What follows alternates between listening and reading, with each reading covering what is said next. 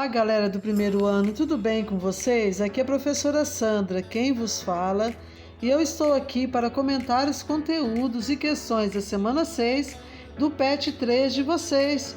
Venham comigo! Nessa semana nós vamos falar um pouquinho sobre modalização. A modalização pode ser compreendida como uma forma de o enunciador ou produtor do texto ou da fala, expressar sua atitude, mostrar a sua intenção em relação ao que ele mesmo enuncia ou fala ou escreve. Essa atitude pode ser muito variada, ele pode tentar se distanciar ou se aproximar daquilo que diz, intervir na validade de uma asserção, colocar em dúvida, expressar seu contentamento ou descontentamento com o que diz e até mesmo avaliar a própria maneira de dizer. Algumas classes de palavras, ajudam a produzir essa modalização no texto, como os substantivos, os adjetivos, os advérbios, as conjunções. Então, conforme a gente usa esses elementos nos nossos textos, nós estamos expressando determinada intenção, tá? Então aqui nós temos um texto, O Sol se Põe em São Paulo, Bernardo Carvalho. E sobre ele nós vamos comentar um pouquinho sobre essa questão de modalização. Eu não coloquei aqui para não ficar muito grande, mas eu vou ler para vocês, tá? Então a Liberdade é um desses bairros de São Paulo que, embora em menor escala do que nas regiões mais ricas, e por isso mesmo de um modo às vezes até simpático. Então vejam aí, às vezes é a adjunta adverbial de tempo e o até seria de modo, Então, às vezes seria o contrário de sempre. Então, se eu digo sempre, eu vou passar uma ideia e eu dizendo às vezes eu vou passar outra. Até é simpático, isso significa que nem sempre é simpático, Então, está dando aí, passando uma ideia negativa. Ressalta ou reforça no mau gosto de sua rala fantasia arquitetônica. Então, esse mau adjetivo, e esse rala, que também é adjetivo, estão também colaborando com a ideia negativa dos elementos do texto. O que a cidade tem de mais pobre e de paradoxalmente mais autêntico. Então, todas as palavras que vão sendo usadas, tanto os adjuntos adverbiais como os adjetivos, vai mostrando aí que há uma ideia negativa sobre a cidade de São Paulo. A vontade de passar pelo que não é. O pôr do sol em São Paulo é reputado ou considerado como um dos mais espetaculares.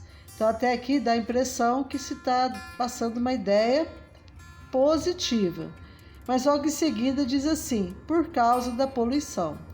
Poluição, remete a algo negativo, Então eu disse ao homem com lábio leporino. Só fui entender que São Paulo era uma cidade de monumentos, mas onde os monumentos não existiam. Era uma cidade de monumentos, mas onde os monumentos não existiam. Eram, por assim dizer, invisíveis. No dia em que sonhei que dirigia um carro de monumento em monumento pelas ruas vazias de uma tarde de domingo no inverno, uma estação que aqui também não existe. Eram monumentos que eu nunca tinha visto antes e que só existiam no meu sonho, em lugares onde, na realidade, se erguem os prédios mais decrépitos ou as fantasias arquitetônicas, e aí vem esses modernizadores. As fantasias arquitetônicas mais tolas e não menos pavorosas. Então, todos os adjetivos, adjuntos adverbiais que vão sendo usados aqui no texto vão trazendo essa ideia negativa. São Paulo não se enxerga ou não chamaria periferia de periferia. Aí os substantivos também colaborando, para essa ideia negativa. Não é só eufemismo, quando aquela figura de linguagem que expressa uma suavização, das ideias. Chamam-se excluídos aos 80% da população. num lugar onde 80 pessoas são vulneráveis e estão numa situação precária, não pode ser bom, né, gente? Então, mais uma vez, falando sobre o lado negativo da cidade. Em São Paulo, publicidade é literatura. Expliquei ao homem com lábio leporino, em inglês, sem deixar claro se fazia uma crítica ou me justificava. É uma cidade que quer estar em outro lugar e em outro tempo. Em outro tempo. E essa vontade só a faz ser cada vez mais o que é e o que não quer ser.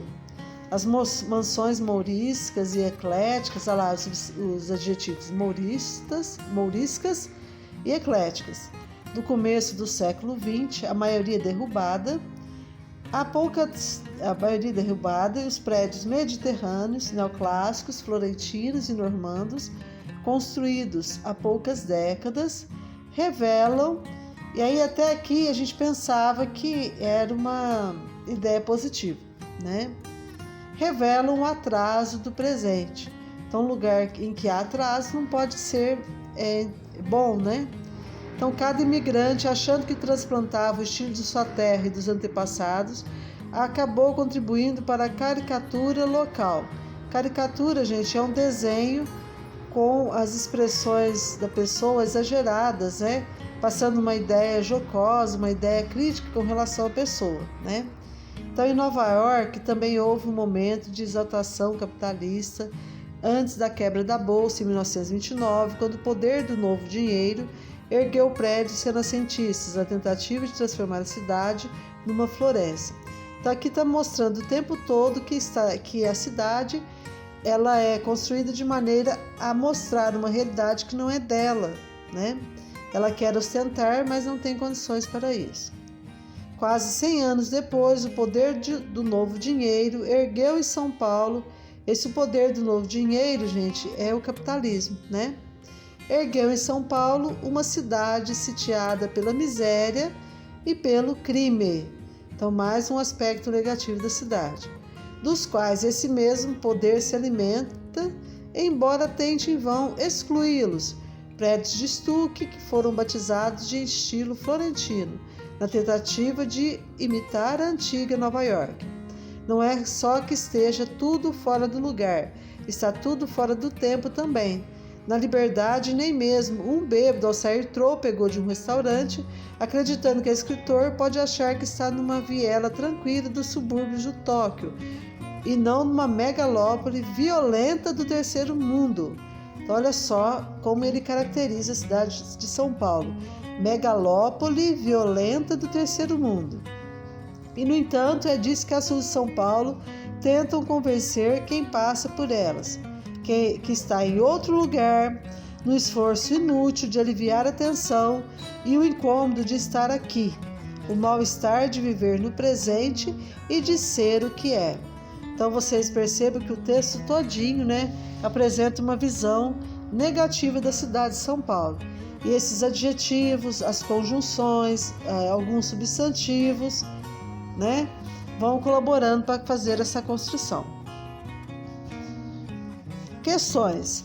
Número 1. No texto e análise, ao empregar um conjunto de adjetivos e outras expressões de caracterização, o enunciador vai mostrando aos leitores sua atitude em relação à forma como ele percebe a cidade de São Paulo. Essa descrição constrói uma imagem positiva ou negativa da cidade. Justifique sua resposta.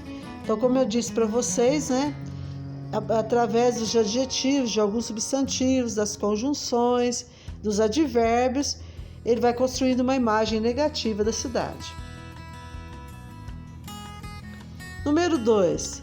Ao descrever o pôr do sol em São Paulo, o enunciador emprega uma expressão, é reputado, que é uma marca de modalização. O que isso mostra sobre sua atitude em relação ao que diz no texto? Então, esse é reputado, gente, é o mesmo que é considerado.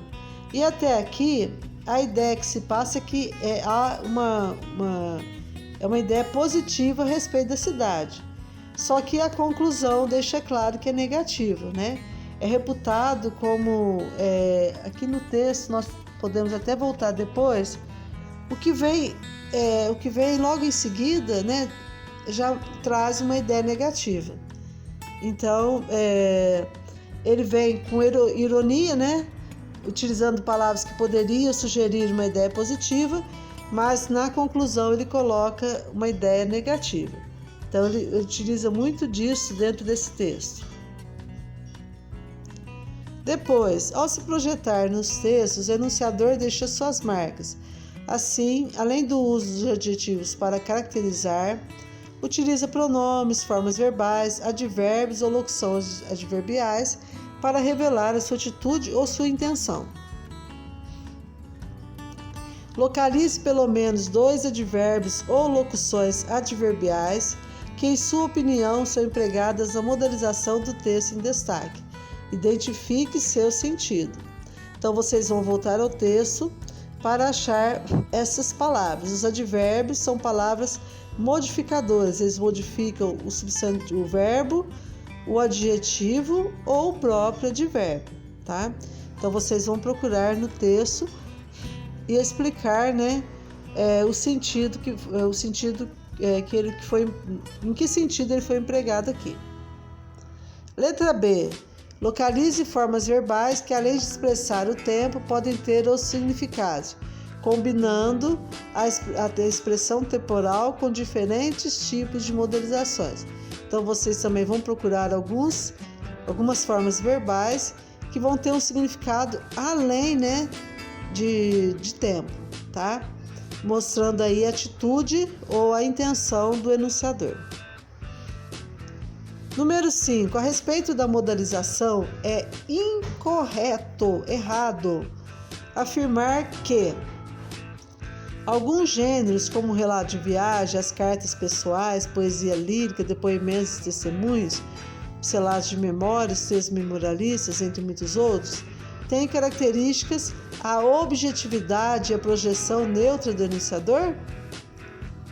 Isso nós já comentamos antes, né, gente? Esses textos normalmente são subjetivos, que mostram a visão particular do enunciador.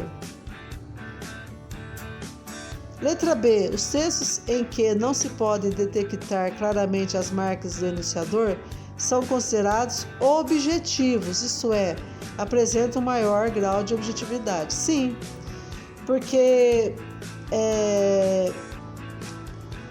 essas marcas do enunciador indicam a intenção deles, indicam como eles pensam em determinadas situações. Por exemplo, você usa infelizmente isso aconteceu. Esse infelizmente já mostra como você se sente em relação ao fato. Então, dentro, por exemplo, de um texto dissertativo, você não pode utilizar essas marcas de subjetividade, tá? Porque a pessoa que vai corrigir seu texto vai tirar pontos por isso, né?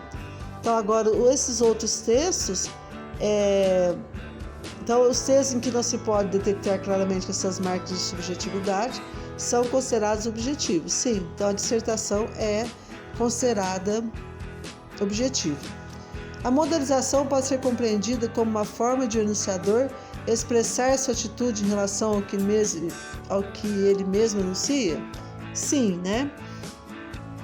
Ele sempre vai mostrar a intenção dele com relação ao que ele fala.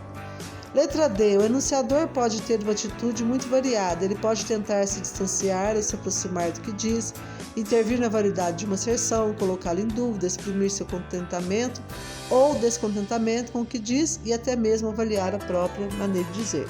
Sim, né, isso aí já está colocado no próprio conceito de modelização. Letra E. Nos textos em geral, orais ou escritos, ao empregar palavras ou outros recursos como gestos e imagens, o enunciador mobiliza um recurso de linguagem para expressar sua atitude em relação ao que diz ou ao que é expresso. Então, isso também é verdadeiro, né? Bom, gente, essas foram as questões da semana 6 do PET 3 de vocês. Eu espero que vocês tenham me compreendido. Se ficou alguma dúvida, vocês podem me acessar pelo chat Conexão Escola ou por meio do grupo da sala. Aqui vou deixando uma mensagem, né? Há um recomeço te esperando sempre que for preciso, né? Relembrando aí, né, o Setembro Amarelo. Bom, pessoal, bom fim de semana, bons estudos e fiquem todos com Deus. Um abraço e até o próximo vídeo.